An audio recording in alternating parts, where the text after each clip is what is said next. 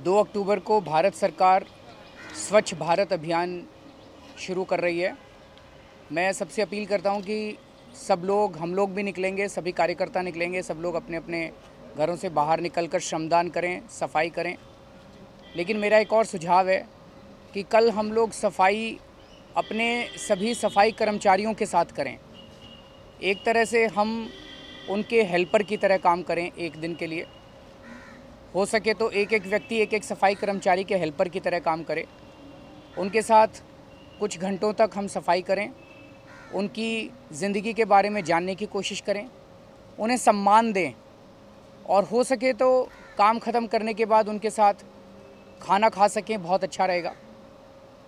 अगर हम लोग 2 बातें अपने अंदर धारण कर लें तो इससे बहुत अच्छा रहेगा। एक तो ये कि सफाई करना केवल एक जाति का काम नहीं है, सफाई करना सभी जातियों और सभी धर्मों का काम है।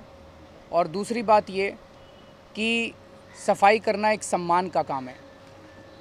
लेकिन एक दिन केवल सफाई करने से भी नहीं चलेगा। सफाई कर्मचारियों की ढेर सारी समस्याएं हैं।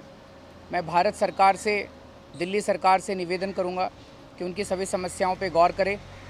और दूसरी बात ये कि 2 अक्टूबर के बाद हमें निगरानी रखनी है और जहाँ भी कहीं कूड़े का ढेर दिखाई देगा, हम लोग तुरंत दिल्ली नगर निगम को या दूसरे शहरों में अपने अपने निगमों को तुरंत सूचित करेंगे और मैं उम्मीद करता हूँ कि नगर निगम उसके ऊपर तुरंत कार्रवाई करेंगे। आप और आपके विधायक कहाँ रहेंगे सर? सब लोग अपनी अपनी विधानसभा में रहेंगे। हमने सभी विधायकों को भी बोला है और सभी कार्यकर्ताओं को भी कहा है कि सब लोग कोशिश करें कि एक एक व्यक्ति एक एक सफाई कर्मी के साथ रहे और उनके साथ उनके हेल्पर की तरह काम करें। और मैं भी अपनी विधानसभा में रहूँगा।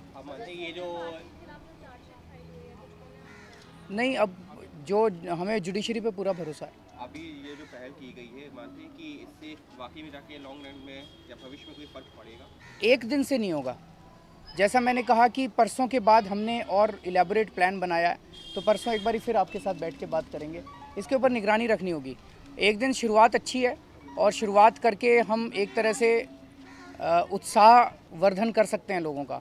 लेकिन अगर केवल ये एक दिन की कार्रवाई रह गई तो फिर तो कुछ नहीं होने वाला। कांग्रेस की ओर से कहा गया कि ये कोई नई चीज़ नहीं है, निर्मल अभियान, हम पहले भी निर्मल भारत चला रहे थे लेकिन उन्होंने नाम बदल दिया है। आप कैसे देखते हैं कि क्या वाकई में पहले इस तरह का चल रहा था या एक नई चीज़ है या नई सोच है? कई बार कोशिशें की गई है आम आदमी पार्टी की तरफ से। जैसे बेंगलोर के अंदर हमारे कार्यकर्ता काफ़ी दिनों से सफाई कर रहे हैं। लेकिन जैसे मैंने कहा कि हम लोग तो एक दिन सफाई कर सकते हैं, 2 दिन सफाई कर सकते हैं, हम तो श्रमदान की तरह करते हैं।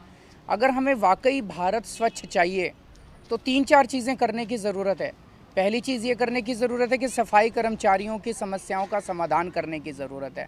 उनकी हालत बहुत ख़राब है, वो बहुत गरीबी में जी रहे हैं, ठेकेदारी पे काम करते हैं। ठेकेदार उनकी पूरी तनख्वाह नहीं देता, उनको जब मर्जी निकाल देता है ठेकेदार उनको। उनकी ढेरों समस्याएँ हैं। दूसरा ये कि सीवर के अंदर घुसते हैं ये लोग, इनको आधुनिक उपकरण दिए जाने चाहिए।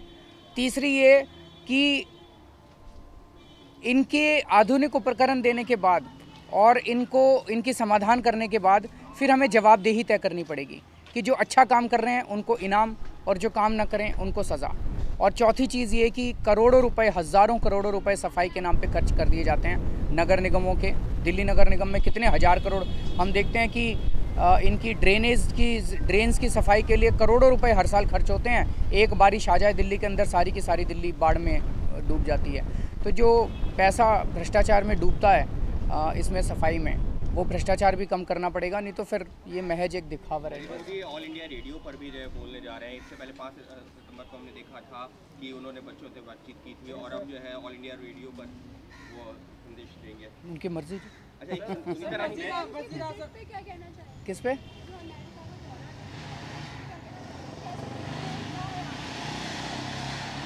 उसमें क्या कहने की बात है, मतलब देखते हैं कि क्या क्या जो टेक अवेज़ हैं वो टेक अवेज़ की पे।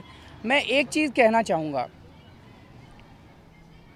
चारों तरफ हम लोग जा रहे हैं, दूसरे देशों में हम लोग जा रहे हैं, हम कह रहे हैं भारत आके इन्वेस्ट करो, भारत आके इन्वेस्ट करो, भारत आके इन्वेस्ट करो। तो मैंने अभी देखा था मेक इन इंडिया के अंदर देश के एक बहुत बड़े बिजनेसमैन ने कहा कि मैं अगले 5 साल में 2 लाख करोड़ रुपए का इन्वेस्टमेंट करके 1.25 लाख जॉब्स क्रिएट करूँगा। दिल्ली के अंदर 1 लाख ई रिक्शा वाले हैं। एक ई रिक्शा 1 लाख रुपए का आता है, तो 1000 करोड़ का इन्वेस्टमेंट हुआ। 1000 करोड़ का इन्वेस्टमेंट करके इन ई रिक्शा वालों ने 1 लाख लोगों को रोज़गार दिया हुआ है। बहुत कम इन्वेस्टमेंट पे इतने सारे लोगों को रोज़गार मिला हुआ है। 2 महीने से बेरोज़गार हैं। क्यों बेरोज़गार हैं? लाल फीताशाही और अफसरशाही के अंदर, इनकी फ़ाइलों के अंदर इनकी ज़िंदगी दबी पड़ी है। तो बाहर वालों को हम बार बार आके कह रहे हैं कि बाहर वाले, आज मैंने एक आर्टिकल भी पढ़ा था जिसमें लिखा था कि जब तक हम अंदर वालों के लिए इन्वेस्टमेंट के साधन ठीक नहीं करेंगे, हमारे देश के लोग इन्वेस्ट नहीं कर पाएंगे, बाहर वाले आके क्यों इन्वेस्ट करेंगे हमारे देश के अंदर। तो अगर हमारे ई रिक्शा वालों को पहले 4 महीने कांग्रेस ने उनकी पॉलिसी नहीं बनाई, उसके बाद 4 महीने तक बीजेपी वालों ने इनकी पॉलिसी नहीं बनाई। पॉलिसी बनानी 24 घंटे का काम है, 24 घंटे में अगर चाहते तो पॉलिसी बना देते।